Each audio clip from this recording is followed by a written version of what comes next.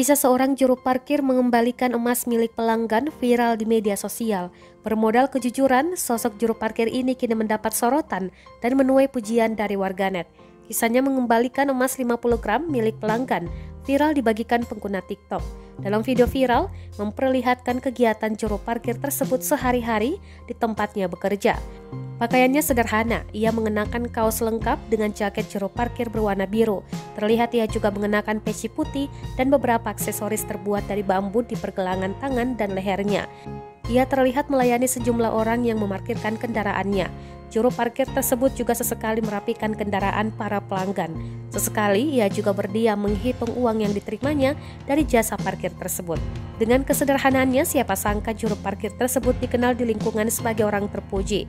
Kisahnya viral setelah mengembalikan emas 50 gram yang tercecer milik pelanggan.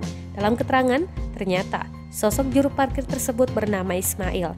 Sehari-harinya Ismail bekerja sebagai juru parkir di depan toko emas di Jalan Tanjung 2, Pontianak, Kalimantan Barat. Berkat modal kejujurannya, aksi Ismail mengembalikan emas 50 gram milik pelanggan menuai pujian warganet yang menemukan emas 50 gram yang tercecer di area parkiran tempatnya bekerja. Karena menemukan barang berharga tersebut, ia lebih memilih mengembalikan barang yang bukan haknya itu ke toko emas.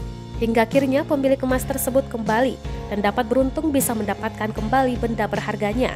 Jika dinominalkan, emas 50 gram yang ditemukan Ismail tersebut senilai kurang lebih 40 juta rupiah. Karena aksinya terpuji itu, pengunggah memberikan pujian juga.